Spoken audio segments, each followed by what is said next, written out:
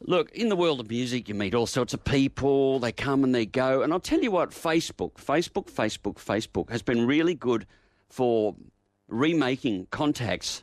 And I made contact with someone whom I only knew fairly briefly in the 1970s. His name is Trevor Norton. He was a drummer with Andy Gibb, and he joins us now. Trevor, good day. Good morning, Michael. How are you?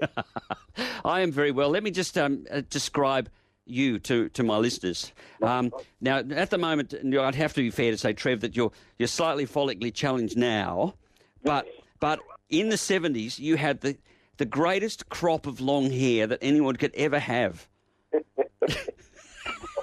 I worked on it very hard, Michael, and I think we all did. Andy actually taught me how to do it. That was the big brush and the hairdryer and the shampoos and conditioners. Yeah, did he? So let's set the scene. You did play with Andy Gibb in a band called Zenta, didn't you? That's correct, Michael. Yeah. So tell us what it was like working with Andy Gibb. Oh, it was excellent. They were absolutely fantastic days. We all had a great time. We all learned so much too at the same time. Being so young, and the music business back at that time was so very different than what it is today.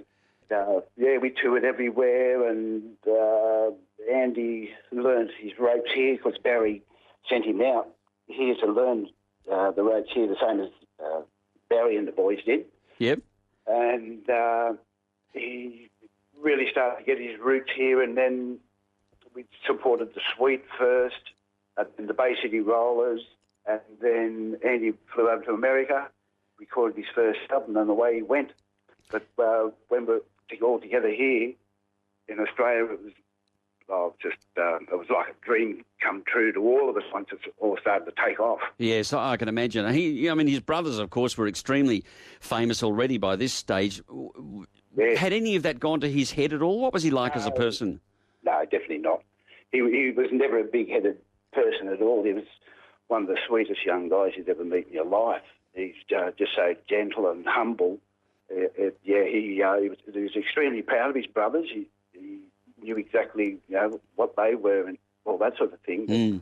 He just very humble, very, very humble, lovely young bloke he was. I remember Zenta fairly well. Zenta is the name of the band, although when we made connection it wasn't through Zenta, it was a band after that. How long did you play with him? Was it only a fairly short time? About 3 years all up. Oh, 3 years, that's pretty good, yeah. 77. Yeah, so you, as you mentioned, you supported the Suite, Bay City Rollers. That would have been heady times, all those sort of bands, and lots of things going on in the background, Trevor. Oh, never, Michael, never. No, and I kid you not about your hair. I mean, hair was one thing, but your hair seemed to sit perfectly. Did you use a curling rod, or what was the Barry Gibb? The Andy Gibb secret? Well, I put it. There was no gel. They didn't have gel back in those days. Yep. It was just a big can of hairspray, and you wash it every night, shampoo it, condition it, blow dry it, curl it. And then the big can of hairspray after. I think that was the secret, the hairspray. And is it like from when you got up in the morning to when you walked out the door, what sort of time period was that? Well, it just took me about an hour to do it. In fact, when we were on tour, it was, be hours because we'd all be getting ready all at the same time. And, everyone would have to blow dry their hair. There'd only be one PowerPoint in the hotel room. I remember it really well. I mean, I had a hair dryer myself, and my grandfather thought that indicated something very specific about me, carrying a hairdryer. But Andy Gibb. So when you left Andy Gibb, what was the reason for that? Was it because his career was heading overseas? Heading overseas. He wanted me to go with him. He really wanted me to go with him over there, and it didn't really appeal to me because I thought, well, he can get any drummer he wants, any drummer in the world. Yeah. He's going to take off in a big way. And he said, I still want you to come with me. And I said, no, but you go. I said, it just wasn't for me to do that. Do you regret that decision, Trevor? No, not now, I don't. And even when I look back, I really didn't want to go. And it was all about Andy. It was always going to be about Andy. Yeah. And he can pick up hot session players over there to tour with him. Yeah. Well, when you get Steve Gadd up there playing drums for you, Yeah. Yes, I know. I can imagine. So you must have been pretty proud. I noticed you have a lot of connection with people who are connected with the Gibb family, and Still, yes, God, yes. and you were looked up to some degree playing with Andy Gibb. It was a tragedy when you found out about his death in 1988. Were you shocked? Do you have any idea that his lifestyle might lead to that sort of end? Well, I remember you'd read things in the paper, and my dad used to say to me, "Oh, have you read this about Andy? You know, have you read about this about Andy and that about Andy?" And I used to say, "Look, it's just all paper talk. I wouldn't believe that," because I couldn't believe it myself. And when he did pass away, I was in total shock. I just could not believe it. I just thought, no, that's someone else is talking about. Yeah, I was even myself. I remember when it happened, and I just thought, hold on, he's too young. What's this is ridiculous? You know, surely he's got his act together, or his brothers are looking after him. There was some sense to me. This is just to me, not having worked with him, that it's not so much how to split with him, but his career was separate to the other Gibb brothers, and I suppose it was, but that it was a pity he wasn't under their care a little bit more. Yeah, well, see, in 75, that's when the Bee Gees released Main Course, and their careers took off again. And then after that came Saturday Night Fever, so the Bee Gees just totally exploded. Yeah. With the disco songs and that, they were bringing out. And then Andy's career had just taken off right from scratch, and he just totally exploded.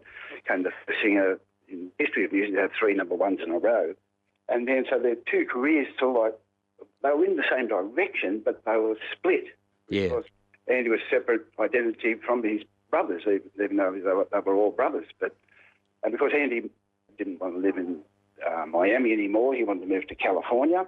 So he went and lived there. So that gave that separation between his brothers and himself. And then Andy fell into some wrong hands in California, and I think that was the downfall for him.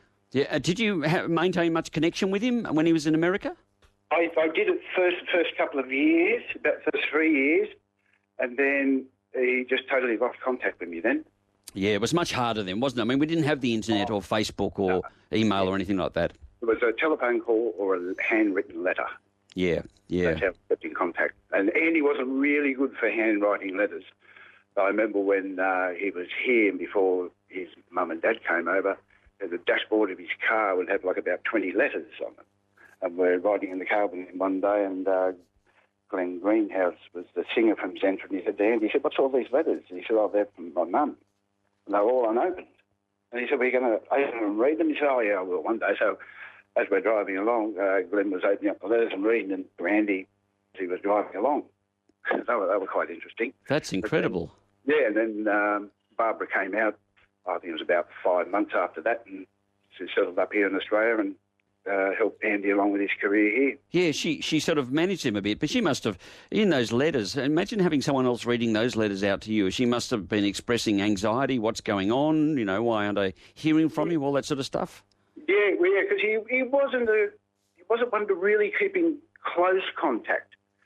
But when I was quite surprised when he was coming back and forth from America, I would be the first one he'd ring. He'd get in the hotel and he'd go, "Oh, Trevor, I'm staying here or staying there. Come over and see me, man." Yeah, well, you were... Look, I didn't... we only knew each other for a few years in bands post to that, because we knew various common members, guitarists and singers, one who recently passed away, of course. But I always remember you as a very, very nice and happy-go-lucky sort of bloke, and I think that's probably how Andy Gibb remembered you as well. Yeah, he did. We had a very close sort of magical friendship between the two of us. We lived very close together while he was living in Sydney, and so we were playing in a band together, plus at the time, days off, we would always still be together on those days as well. Yeah. He'd go around to Mum and Dad's place, and Mum and Dad would feed him, and then he'd bring his brother's records around, and he'd go... So I wasn't really a Bee Gees fan. I absolutely bugger all about the Bee Gees, to be quite honest. Yes. My favourite band back then was Chicago. Yeah. He would bring his brother's records over and he would play... 25 or 6-4? Oh, yeah, that's it. Yeah, Chicago, yeah. He'd be all about his brothers. He'd say, "Listen to this song, listen to this song, listen to these harmonies," and just song by song by song. Yeah, amazing stuff. Now, when I played the clue there, of course, I had to leave out the vocal because the moment the vocal comes in, you would have figured out who it was. Have a listen to the beginning of this.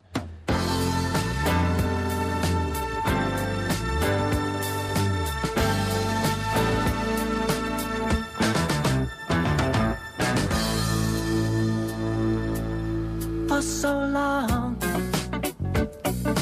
you and me been finding each other for so long. Doesn't he sound like our brother Gibb, Trevor? Amazing stuff. Trevor, look, nice to talk with you. Nice to catch up with you again after, frankly, over 30 years. And thanks for joining us and giving your memories of Andy Gibb this morning on this, what would have been his birthday. And he would have been, what, I think, 56 today. That's correct. Yeah. Thanks, Trevor. Thank you very much, Mike. It was a pleasure to speak to you. Yeah, you too, mate. Bye-bye. Take care. Bye-bye.